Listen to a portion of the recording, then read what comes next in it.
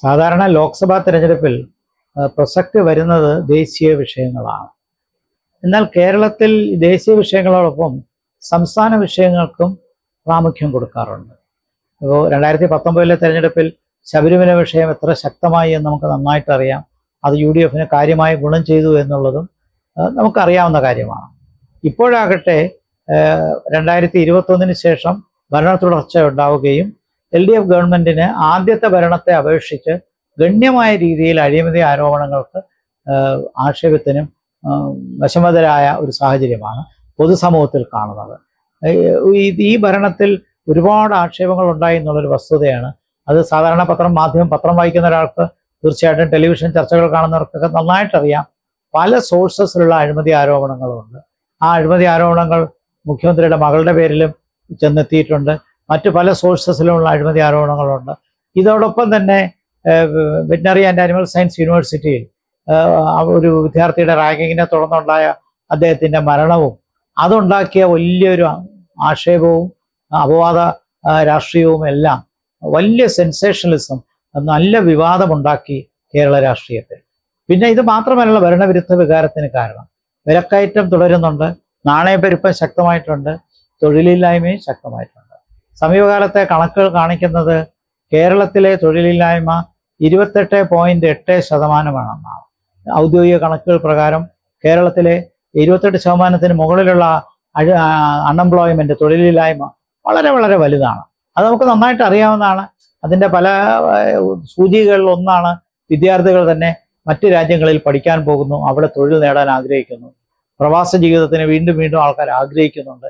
എത്ര ബുദ്ധിമുട്ടുള്ള പ്രവാസ ജീവിതമാണെങ്കിലും മൈഗ്രേറ്റ് ചെയ്യുന്നു. അപ്പോൾ കേരളത്തിൽ തൊഴിലവസരങ്ങൾ കുറയുന്നു എന്നുള്ളൊരു വസ്തുതയാണ്. അത് കണക്കുകളിലും വ്യക്തമാണ്.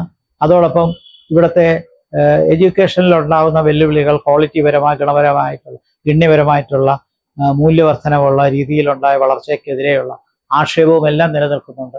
അപ്പോൾ തൊഴിലില്ലായ്മ വർദ്ധിക്കുന്നു, വിലക്കയറ്റം കൂടുന്നു, നാണയപ്പെരുപ്പം ഉണ്ടാകുന്നു. ഇതെല്ലാം കൂട്ടി വരുമ്പോൾ അത് സംസ്ഥാന ഗവൺമെന്റിനെതിരെയുള്ള ചർച്ച കൂടി ഈ തിരഞ്ഞെടുപ്പിൽ ഉണ്ടാകും. അപ്പോൾ അത് കേന്ദ്ര ഗവൺമെന്റിനെതിരെ മാത്രമല്ല, സംസ്ഥാന ഗവൺമെന്റിനെതിരെ കൂടെയുള്ള വിലയിരുത്തലുണ്ടാകും. ഇത് എത്ര പ്രൊപ്പോർഷനാണ് എന്ന് പറയാൻ വ്യക്തമല്ല. എങ്കിൽ പോലും രണ്ടിനും ഏതാണ്ട് സമാനമായ ഈക്വലായിട്ടുള്ള ഒരു ഡിവിഷൻ വരാൻ വഴിയുണ്ട്.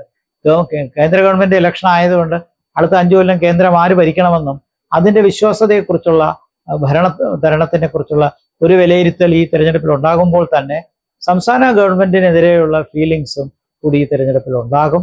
അതും കൂടി ഒഴിവാക്കാൻ പറ്റില്ല. അങ്ങനെ വരുമ്പോൾ അത് ഒരു വലിയൊരു അവസരമായിട്ട് UDF ഉണ്ടാക്കാൻ കഴിയുമോ എന്നാണ് നോക്കേണ്ടത്. UDF രണ്ടായാലും അവസരമാണ്. കാരണം ഒന്ന്, കേന്ദ്ര ഗവൺമെന്റിനെതിരെ ആഞ്ഞടിക്കുക, BJP വിരുദ്ധ വോട്ടുകൾ ക്രോഡീകരിക്കുക. 2, LDF ഗവൺമെന്റിനെതിരെയുള്ള ആക്ഷേപം ശക്തമായി കൊണ്ടുവരിക. ഇത് രണ്ടും ഒരുമിച്ച് ക്രോഡീകരിച്ച് ഒരു വലിയൊരു നറേറ്റീവാക്കി കൊണ്ടുവരാൻ UDF കഴിയുമോ? അങ്ങനെ കഴിഞ്ഞാൽ UDF ഒരു തരംഗം ഉണ്ടാക്കാൻ കഴിയും. അതിനുള്ള പശ്ചാത്തലം വാസ്തവത്തിലുണ്ട്.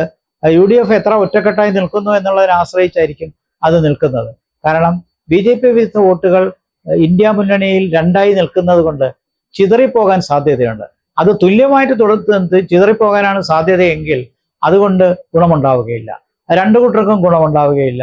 അതിനേക്കാൾ ഏതെങ്കിലും ഒരു മുന്നണിയിലേക്ക് വരികയാണെങ്കിൽ, അത് UDF മുന്നണിയിലാകണമെന്ന് UDF നന്നായി ക്യാമ്പയിൻ ചെയ്യുകയാണെങ്കിൽ അതോടൊപ്പം തന്നെ ന്യൂനപക്ഷങ്ങളുടെ വിശ്വാസം ആർജിക്കുകയും തുടർന്ന് ഭരണവിരുദ്ധ വികാരം ശക്തിപ്പെടുത്തുകയും കേരള ഭരണത്തിനെതിരായുള്ള ആക്ഷേപങ്ങളുണ്ടെങ്കിൽ അതും ഹൈലൈറ്റ് ചെയ്തുകൊണ്ടുള്ള ശക്തമായ പ്രചരണം നന്നായി നടക്കണം. കാരണം മറുവശത്ത് LDFും വളരെ ശക്തമായിട്ട് പ്രചരണം നടത്തുന്നുണ്ട്. ആദ്യമായി സ്ഥാനാർത്ഥികളെ പ്രഖ്യാപിച്ചവരാണ്, ആദ്യമായി തെരഞ്ഞെടുപ്പിൽ പ്രചരണ വിഷയങ്ങൾ കൊണ്ടുവന്നവരാണ്. ഇപ്പോൾ LDF തന്നെ CAA വിഷയം ശക്തമായി ഉന്നയിക്കുന്നുണ്ട്. അപ്പോൾ CAA വിഷയത്തിൽ UDF മാറി നിൽക്കാൻ കഴിയില്ല. CAA വിഷയത്തിൽ ന്യൂനപക്ഷ വോട്ടുകളുടെ പ്രാധാന്യമുണ്ട്. കേരളത്തിൽ വാസ്തവത്തിൽ CAA ഒരു രീതിയിലും ബാധിക്കുന്നില്ല എന്നുള്ളൊരു വസ്തുതയുണ്ട്.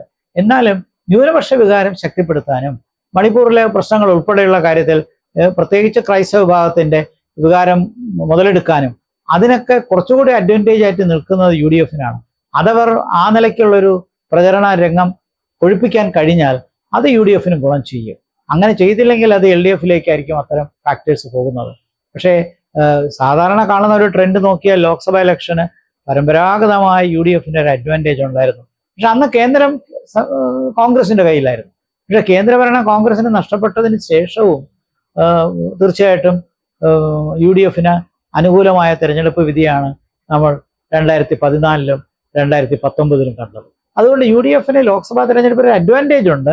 പക്ഷേ ഈ അഡ്വാൻറ്റേജിനോടൊപ്പം ആന്റി BJP വോട്ടുകൾ മൊബിലൈസ് ചെയ്യുക, ആന്റി LDF ഗവൺമെന്റ് വോട്ടുകൾ മൊബിലൈസ് ചെയ്യുക, ഇങ്ങനെ രണ്ട് ഉത്തരവാദിത്വം കൂടിയുണ്ട്. അതവർ എത്ര നന്നായി പ്രചരണം നടത്തുന്നു അതനുസരിച്ചായിരിക്കും UDFന്റെ ഭാവി തന്നെ നിലനിൽക്കുന്നത്. കാരണം സംഘടനാപരമായി LDF മറുവശത്ത് വളരെ ശക്തമാണ്. BJPക്ക് അനുകൂലമായ സാഹചര്യം സംസ്ഥാന തലത്തിൽ സൃഷ്ടിക്കാൻ ആഞ്ഞു പിടിക്കുകയാണ് BJPയും. ആ നിലയ്ക്ക് BJP നന്നായി പ്രവർത്തിക്കുന്നുണ്ട്. പ്രത്യേകിച്ച് അവർക്ക് A ക്ലാസ് മണ്ഡലം എന്ന് പറയാൻ ഒരു 5 മണ്ഡലങ്ങളെങ്കിലും ഉണ്ട്. അതിൽ തന്നെ തിരുവനന്തപുരവും തൃശ്ശൂറുമെല്ലാം അവരുടെ പ്രസ്റ്റീജ് മത്സരങ്ങളായി മാറ്റുന്നുണ്ട്. ശക്തമായ ത്രികോണ മത്സരം ഈ 2 മണ്ഡലങ്ങളും തിരുവനന്തപുരവും തൃശ്ശൂറും കാണുന്നുണ്ട്. അതുകൊണ്ട് NDAയുടെ പ്രസൻസും അവരുടെ ക്യാമ്പയിൻസും ഒട്ടും മോശമല്ല എന്ന് മാത്രമല്ല, ഈ തെരഞ്ഞെടുപ്പിൽ NDAയുടെ വോട്ടിംഗ് ശതമാനം വർദ്ധിക്കും എന്നുള്ളതിന് സംശയമില്ല. അത് സീറ്റായിട്ട് മാറുമോ എന്നുള്ളത് നമുക്ക് കാണണം. ശക്തമായ ത്രികോണ മത്സരത്തിന്റെ അടിസ്ഥാനത്തിലാണ് അതിരിക്കുന്നത്. അതിനെക്കുറിച്ച് പ്രവചിക്കാൻ കഴിയില്ല. പക്ഷെ 3 മുന്നണിയും ശക്തമായ പ്രചരണ രംഗത്തുണ്ട്. ആ നിലയ്ക്ക് UDFന്റെ പ്രചരണം ഇനിയും കൂടുതൽ മുന്നോട്ട് പോകേണ്ടതുണ്ട്.